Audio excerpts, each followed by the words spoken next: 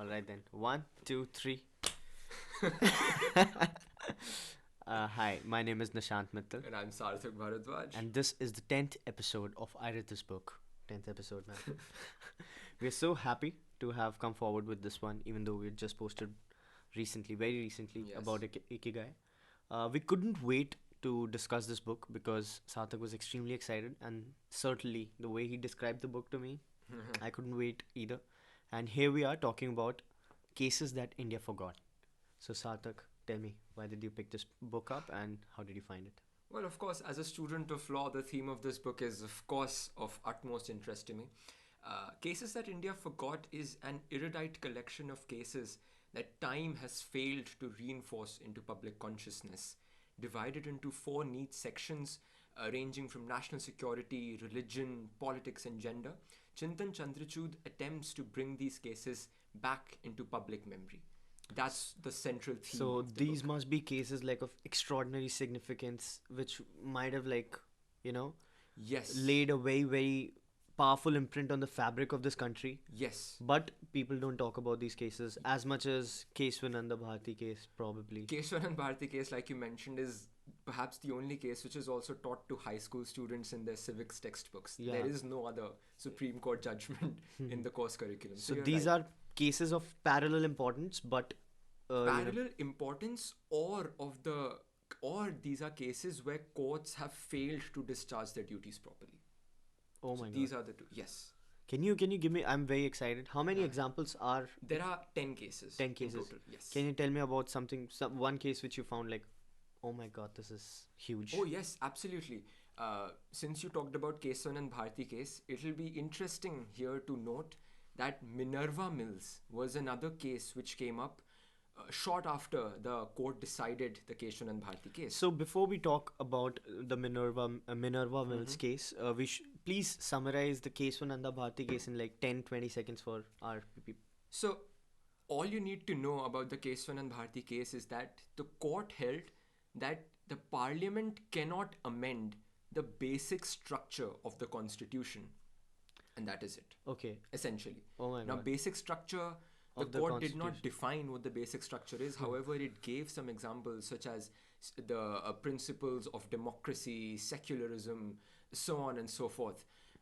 It was left open to subsequent courts to decide what the basic structure would entail. Having said that, So what the case said was that Parliament can't play with those basic, yes, whatever the basic core means. of the constitution, Core of the parliament, Constitution. the courts And what believed. the core is, nobody knows. Well, we do People have know. different interpretations to that. Yes, Yeah, yes. of course. Courts have different Courts, yeah, interpretations. exactly. So Minerva Mills case. Minerva Mills case was an attempt to essentially overturn the ruling of the Keshwanand Bharti case. Okay, so what MPs must be trying was that we should have the authority to change Amend the constitution. amend the constitution. Exactly. The core of it. Yes. Even though constitution, of course, can still be amended by a majority in Yes, parliament. by Article 360, by the virtue of Article 368, the constitution can very well be amended by a two-thirds majority in the parliament. Of Yes. course, that's what happened with 370. Yes. So is 370 the basic?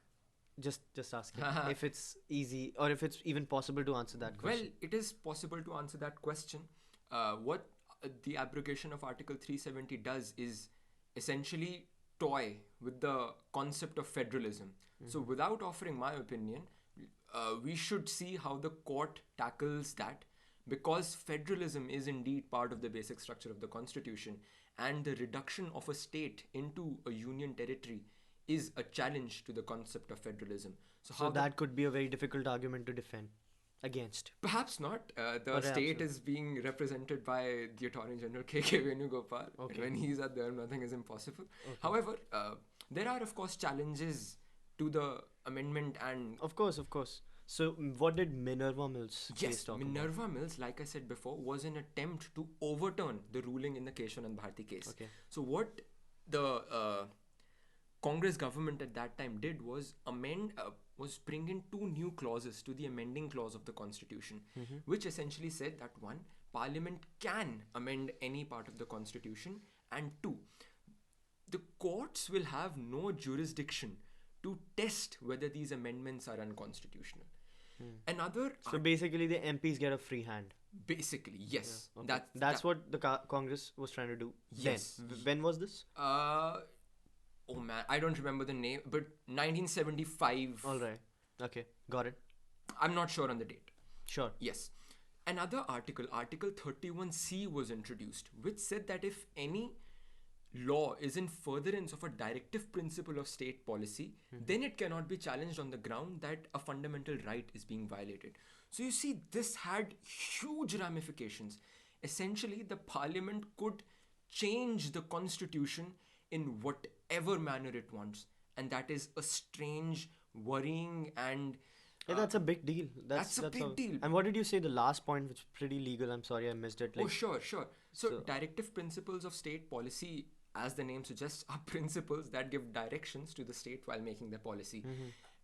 However, these are not justiciable, and these include things like the state should promote scientific temper and so on and so forth. However, fundamental rights are justiciable. That is, So what were these? What were these guys trying to do? they were saying that if we make a law that is in furtherance of a DPSP, that is a directive principle of state policy, Okay. you You can't question contest it. by saying ki it is violating our fundamental right. ठीक है. And basically, any law can be said to be in furtherance of a DPSP. Yeah. So they can make any law and you can't contest it. That's what Yes. they were trying to do. Essentially. My yes. God. Okay. So the stage was set for another huge constitutional challenge before the court. And Nani Palkiwala, a lawyer who has the status of a hero in the bar, at that time was appointed as the ambassador, Indian ambassador to the US. And he came back and represented Minerva Mills, who had been nationalized in this case. And he presented very logical, sound, and rational arguments. And it was good that the Supreme Court accepted his arguments and said that the parliament, which is essentially a creature of the constitution, cannot become its master, and set aside these amendments and ensured that the basic structure doctrine still prevailed. And that is Who how was arguing for Congress?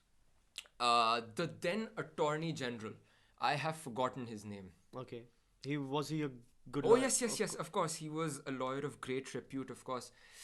I'll mention that name in the, we'll mention it in the description. All right. Yes. That's great. So ultimately, Yes, so this was a case that is... how did Minerva Mills? How did this begin? I mean, Minerva Mills was a company, was a mill, course, of course, yeah. which was nationalized. So Nani Palkiwala, very interestingly, took this nationalization and used it as a vehicle to challenge the amendments brought in by the Indira Gandhi government. So these questions were in fact not arising from the facts of Minerva Mills case, and it is in fact due to the brilliance of Nani Palkiwala that he was able to use the challenge, in fact, to right to property. And so essentially the case was against nationalization of Minerva Mills. yes, And then it became a larger issue.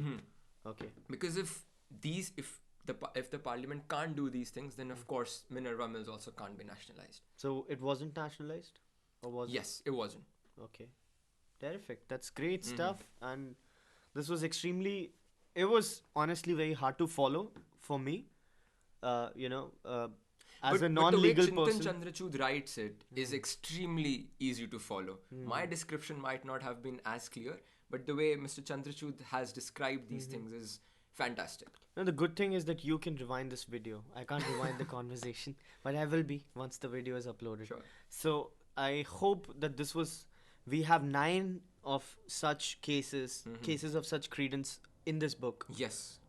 Something equal to what you just mentioned, which is huge. Yes, of course. So I'm very, very eager to read the rest of them, and I hope that this video also encourages and inspires you to pick up this book and learn about the cases which have quote unquote defined India. Yes, that's one way of putting it, sure. I hope you like this episode. This was the 10th episode of I Read This Book, and See you next time. see you next time. Great Good stuff. conversation.